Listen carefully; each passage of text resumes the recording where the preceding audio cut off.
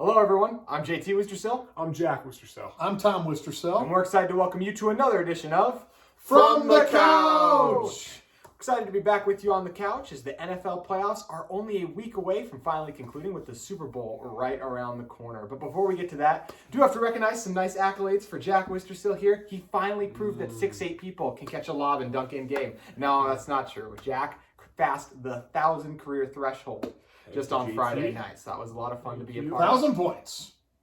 And speaking of exceptional athletes, let's talk about some of the big-time quarterbacks that retired recently. No one more near and dear to our two co-hosts' heart than Ben Roethlisberger. Dad, you go first. What did Ben mean to you? Well, he's been my QB1 for a long time, since you guys were just babies when he came in the league. So,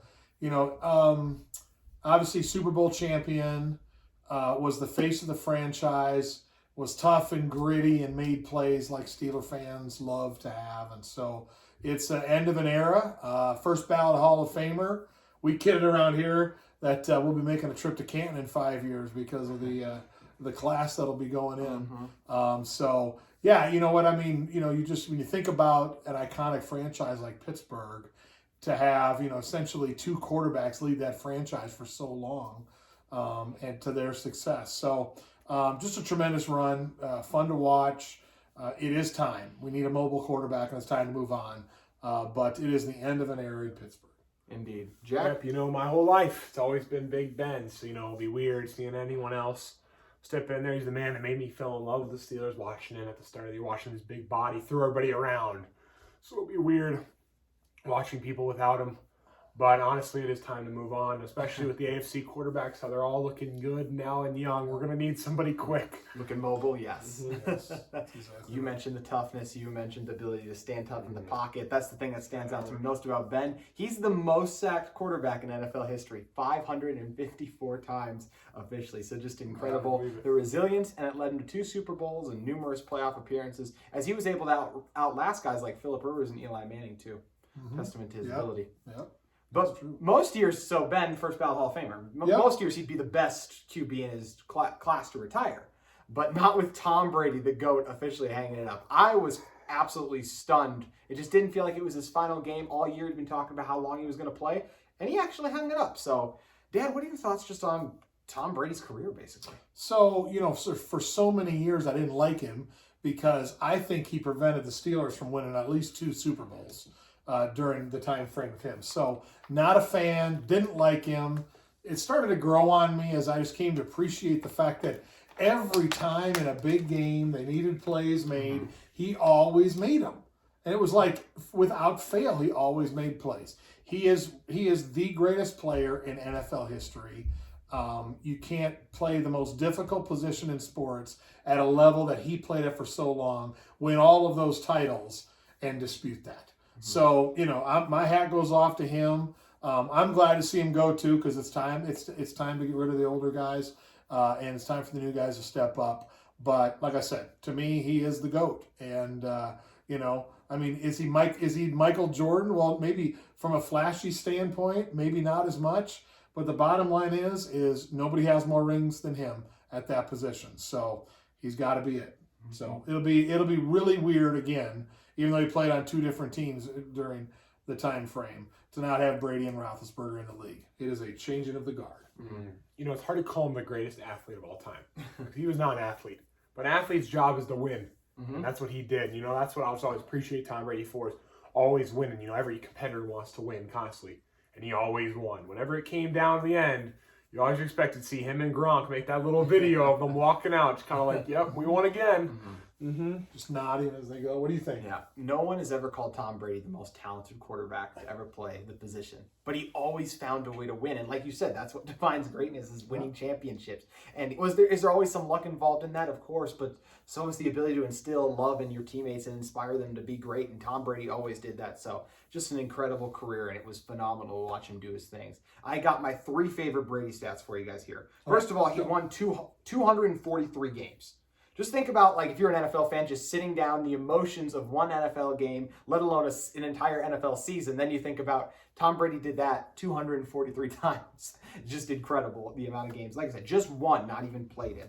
He's also the youngest and oldest starting quarterback to ever win a Super Bowl. So longevity unparalleled, of course. Yep. And in his 20 NFL seasons, he reached the Super Bowl 10 times. Wow. I mean, isn't that amazing? That's amazing. Chance. Yeah. 50% of the time, Brady was in. Yep. Almost every time it felt like. I saw there was a great graphic, I'm sure anybody could find if you looked it up, that said he's essentially had 3 Hall of Fame careers. Yeah. If you broke his years down, and the number of touchdowns, the number of Super Bowls, and all that, all combined into one. So, anyway, we're moving on. Moving on to the present right now. And before we get to the Super Bowl, the NFL honors are this week. And it's always a little weird because we've been done with the NFL regular season for a month, but that's exactly what these awards are, regular season only awards. So we're going to go through the list right now, and we're going to say who we think should win, not maybe who will win because of a popularity contest. Cough, cough. Last year, Justin Herbert over Justin Jefferson. But I'm over it. Anyways, Jack, who's your comeback player of the year? My comeback player of the year is Joe Burrow. Mm-hmm. You know, you want to say Dak Prescott sometimes, but you know what? Joe Burrow has been unbelievable this year. I'm so used to, as a Steelers fan especially, seeing the Bengals be bad. And they're not anymore. Mm-hmm. They're really, really good. And it starts with Joe Burrow. Incredible comeback from an ACL injury, but a lot of time can change guys' whole careers, turn them into nobodies quick. Mm-hmm. So it's just amazing to see him come back like that. Yep. Deb? I'd love to argue that one, but let's say they won 2 games the year before he got there. They won 4 games last year. He tears his ACL. And now, at the end of the regular season, he had them in the playoffs. We know what's happened since then. So I honestly think that the vote on this will probably be closer than it deserves. But, yeah, I can't disagree with that. For him to come back from that injury and be that good this year, that's why the AFC North is such a gauntlet right now because of the quarterback play. So, yes. And you said it right there. Joe Burrow's my vote too. It's a gauntlet, and before the season, we expected them to be a non-factor in it. Everyone, when we did our predictions, none of us had the Bengals in it. We all had some combination of the other 3 teams in it. Right, so you're right. just incredible. Also, he came off the ACL, most sacked quarterback in the NFL. So just incredible to be able to win that division and deliver that for Bengals fans. But we'll touch on Burrow and the Bengals a little bit more when we get to the Super Bowl. But moving on from that, we got Offensive Rookie of the Year. Dad, what do you got for this one? You know, I'm going to stay on that same team with the Bengals and go with Jamar Chase. I think, for him to come in to the NFL, I think people had their eyes on him. But through the course of the year, he went from a rookie wide receiver to a good wide receiver to a great wide receiver to maybe one of the 3 best in the NFL. Mm-hmm. That's shocking for a rookie. So, again, a lot of credit to Joe Burrow, but for a rookie to play that position where my guess is if you looked at the last 4 or 5 weeks of the regular season, teams were trying to take him away. I mean, you had to take him away, and they weren't having any success. So my vote goes to him. Who you got, GK? And once again, Jamar Chase set the rookie record for the most receiving yards in a single season. He absolutely proved that he was the right pick over left tackle Penei Sewell, Rashawn Slater, both of which were phenomenal, by the way. And if offensive linemen got a little bit more love, might have a chance at this. But either way, Jamar Chase absolutely deserves this award. You know what? If you come to From the Couch for the obvious answer, then you're at the wrong spot. Najee Harris. Now this may sound a little biased, and I can't deny there is some bias in there. But let me tell you, this is the running back of the future, and he's probably not going to win the award. No, he's not. But guess what? Offensive MVP in the upcoming times. So don't be surprised if we see a lot of votes coming Najee Harris's way, finishing second, maybe first. You never know. Yeah. Always a chance. I'm just saying, watch out for Najee Harris. I didn't know Offensive Rookie of the Year meant like next year's Offensive No. He's just going to be good. He's going to be good. He is going to be good. You're right. Well, Jack, let's stick with you for Defensive Rookie of the Year then. You know what? I didn't want to be obvious, but there just can't be anyone else. Mm-hmm. It is Micah Parsons. Let's talk about one of the greatest athletes we have seen since Lawrence Taylor. Because what did he just do? I have no idea. Oh. He beat Tyreek Hill in a race. He beat Tyreek Hill in a race. That's correct. The Pro Bowl has really kept me hooked into the end. No, the Pro Bowl game was the worst I ever saw today. But Micah Parsons, I mean, we're talking defensive end, outside linebacker, middle linebacker, moving him all over the field. And he's just making plays everywhere. I don't like watching the Cowboys, but he is fun to watch. Yeah. Dan? If they would have played 3 more games in the regular season, he might have won the defensive MVP award. Mm-hmm. He was that impactful. So Micah Parsons, I'm trying to remember a rookie defensive player. I'm sure it's out there. I don't have a list of them that I thought made the impact that he made this year. Yeah. He changed the game for the Cowboys, and for a team that has not had much success in the playoffs, that defensively has really struggled, to now have a premier player, that could change things for the Cowboys, even though I don't like them at all. Yeah, if you would have told me DeMarcus Lawrence would have missed the amount of time he missed this season, I would have thought the Cowboys wouldn't have been able to get even close to the postseason. And they were phenomenal because Parsons ended up with 13 sacks, the most by a rookie since the 14.5 set by Javon Curse. So just an incredible year. And I mean, also had 20 tackles for a loss and 3 forced fumbles. So going to be a star and Big D for a long time to come. Let's go to Offensive Player of the Year, and I'm going to go with this one first. I'm going with the former Badger, Jonathan Taylor, who was absolutely lights out and phenomenal this year. Started off a little slow, and everyone thought that Derrick Henry was going to win it because of his success, of course, with Tennessee. Henry goes down, and Jonathan Taylor filled the void as the best running back in the NFL this current season. 1,811 rushing yards, 360 receiving yards, and 20 total touchdowns. Would have been in the playoffs if not for Carson Chokes-a-lot Wentz. Good point. Dad, who's your Offensive Player of the Year? Big Sky Conference, Cooper Kupp. Mm-hmm. He set every record you could set for a wide receiver, I believe. I don't know what else he didn't get the most yards in the season, but he was close. Okay, so he led the league in all the important categories. Obviously, he's had a great run even past the regular season. So I don't know what else you'd want him to do. And again, teams are starting to try to take him away. Obviously, OBJ's out there too, so they got other weapons. But nonetheless, he just keeps producing. So you can get there from here. Remember that. You can get there from the Big Sky Conference. Cooper Kupp should be the Offensive Player of the Year. As a commissioner, you know what? I have to agree. Cooper Kupp is the Offensive Player of the Year. And for one big reason. He's not faster. He's not stronger.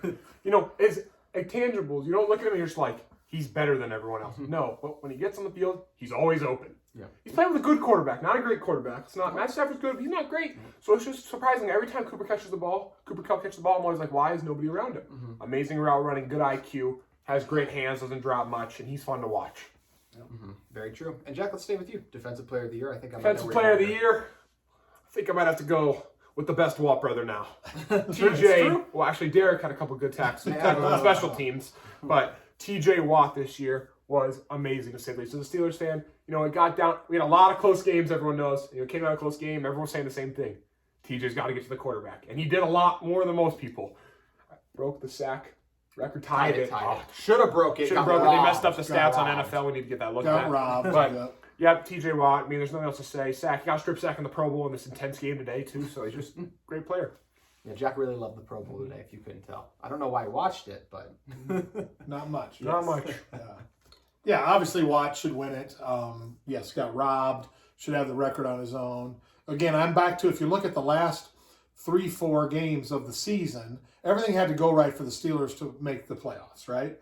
And yes, all that fell there, but they also had to make plays on defense when they know they have to block Watt. They're going to chip him with the tight end. They're going to keep a running back in and have a tackle, and somehow he still affects the game.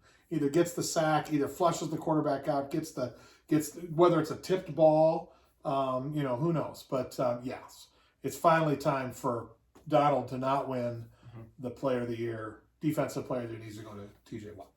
The Defensive Player of the Year should go to the best defensive player in the NFL this season, and that was actually TJ Watt this year. He should win the award. Last year I was Aaron Donald trained. TJ Watt, whenever you tie a sack record, as said once again, we cannot emphasize that enough, should have been broken based on what he did to Tyler Huntley. Especially when you think back to the record where the quarterback fell down and basically fell down and gave it to Strahan. Yeah. So, I mean, if they're going to do that, then you got to count this one. Anyway. Agreed. All right, I'm not over it yet.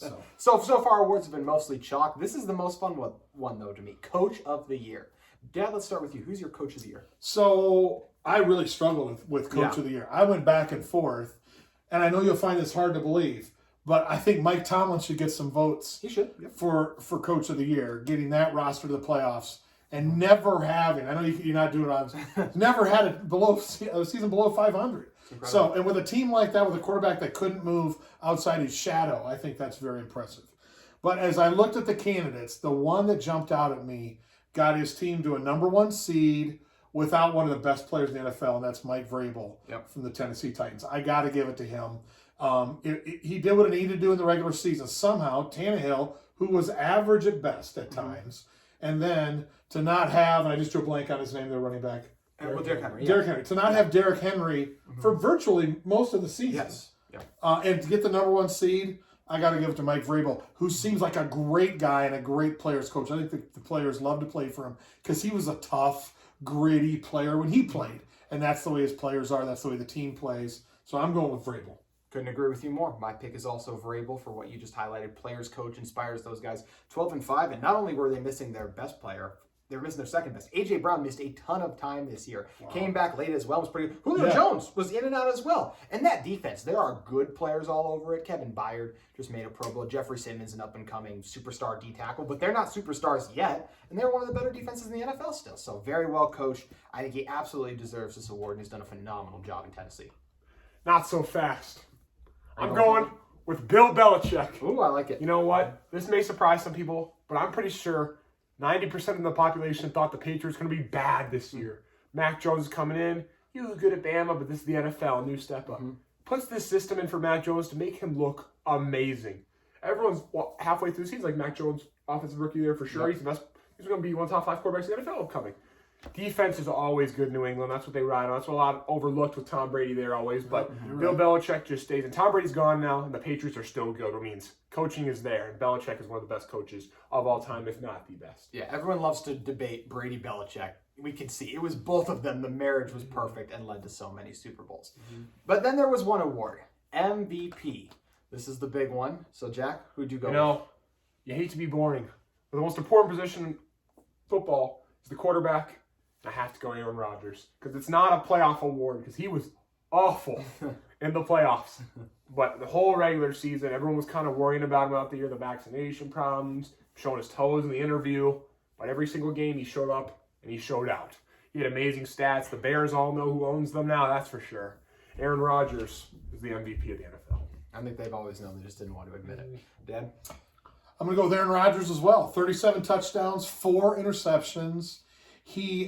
Everybody that has talked about him and his talent level, I heard many people talk about during this saying he has the strongest arm the NFL's ever seen, which is a really interesting thing to think about when you have guys who could sling it all over the yard for so many years. But he's so accurate. He makes the plays. If it's a regular season award, and he deserves it. So, like I said, I would love for Cooper Kupp to win that, but he's not going to. I think it's going to be, actually, I don't think the vote's actually going to be very close. I think Aaron Rodgers will win the MVP. Jonathan Taylor had a phenomenal year, but there's a reason that Cooper Kupp wasn't my offensive player of the year. Cooper Kupp is my MVP. I think he was lights out, phenomenal. I think he was the best player in the regular season. 1,947 yards, 16 touchdowns. He had 114.5 yards a game. Always seemed to come up with the biggest catches, get open, make plays when they needed it. I really think he helped this Rams team. I think Matthew Stafford was a complete roller coaster this year, especially to end the season. A lot of drops, and I'm more so talk about in his play than drops by his receivers. I think Kupp was lights out. I think he was better than Aaron Rodgers in the regular season. And yes, quarterback affects the game a little bit more, but I really do believe Cooper Kupp was the best player and deserves to win MVP. And like we said, this is who we think deserves, not who will. So, okay, that's what I was asked. Is it who you want to win or who you think's going to win? It's a different question, That's who he wants to win. Yeah. But Rodgers obviously phenomenal. Big Sky Conference player, Cooper Kupp. I don't know if you guys knew that. Oh, and speaking of Cooper what team did Cooper Kupp play for in the Big Sky? Eastern Washington. There we go. There you go. Good to know. All right. Anyways, and speaking of Cooper Kupp, let's talk about the Super Bowl matchup where Kupp and the Rams will be taking on Joe Burrow and the Bengals. This was an unexpected fun one. Sure, the Rams, you and I believe, called the Rams in the Super Bowl earlier in the season, but no one in their right mind out of the state of Ohio would have called the Bengals in the Super Bowl. Even the people in the state of Ohio. Here. It is crazy. It's going to be a fun matchup. There's a lot of interesting things that go into it. But Jack, let's start with you. So we got the Super Bowl key, the Super Bowl winner, and the Super Bowl MVP. You just want I to got go all right three now? because they all correlate together. All right, go get The Rams are winning. Defense, Aaron Donald. It goes simple together. Aaron Donald's the most dominant player in the NFL. He's the Shaq of football. Oh, I like that. He dominates the inside, just like Shaq did in the paint, and he always finds a way to impact the game, even though he's getting double teamed. So the Rams defense is going to come through with their good secondary they have. Even though Eric Weddle's old, Jalen Ramsey's a lockdown corner. Jamar Chase might struggle, rookie, against a veteran now, pretty much, Jalen Ramsey. So I expect the Rams to win, low-scoring game, because I don't expect Matt Stafford to really light up the stat sheet. But Aaron Donald to come through and win the MVP as well. Dad? Rams are going to win. Typically, Matthew Stafford a quarterback would win the MVP. I think Cooper Kupp's going to win the MVP. There we go. I think he's going to have at least 2, if not 3 touchdowns. I think OBJ will have a touchdown as well. And I think they win by, I'm going to say 2 touchdowns. Oh. The Rams are going to win. I think this is the game that there's enough pressure on Burrow. You know, I mean, he only got sacked a few times so far in the playoffs, right? He got sacked, 9 times against the Titans? 9 times against the Titans. A few. So should have been even more during the Chiefs. I don't know. So this is the game where that is the biggest difference. Because if you give Burrow time with Chase and the others, he's gonna put some. I just think over the course of the game, they're not going to be able to score enough points, and the Rams are going to get it going. I think the Rams are going to win like 35-21, 35-17, something like that. Cooper Kupp doesn't win the NFL MVP, but he'll gladly win the Super Bowl MVP versus that one. Really is amazing that we talk about Joe Burrow and pressure. Most of the time we're talking about like pressure that's on the quarterback. But almost everyone expects him to play good, deliver. Right. He's gotten to this point in only his second year. His confidence is unparalleled basically, and he backs it up in spades. But it is, I agree. I mean, it's the biggest thing is, can the Bengals protect Joe Burrow? And even though I think there's going to be times where they leave 6-7 man protection in, they're really going to struggle, because even when you have to double Aaron Donald every time, and you're going to have to try to double Von Miller as much as you can. We've seen how he can wreck Super Bowl specifically before with an MVP.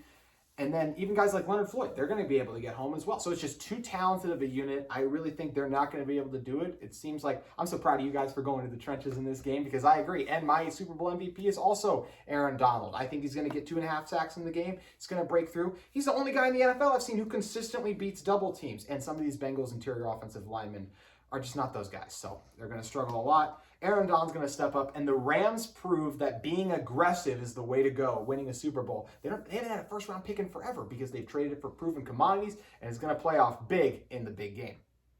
So, saying all that, here's the funny thing. This is the great thing about sports. Yeah. I could totally see Matthew Stafford throwing a pick 6 the first drive of the game, and then them having to punt, and Joe Burrow throws a touchdown to Jamar Chase, and it's like 14-0 Bengals like 4 minutes into the game. Everybody in the world, 90, except if Bengals fans, would be like open mouth, like, oh my word, I can't believe this is happening. Yeah. That's the great thing about sports. You never know what's going to happen. So that's why they play the game. Helps when you play on your home field, though, to come back from that. Amazing. Never happened in NFL history, and then back-to-back years. That's what we're going to get. And it'll still be equal fans. There we go. Especially.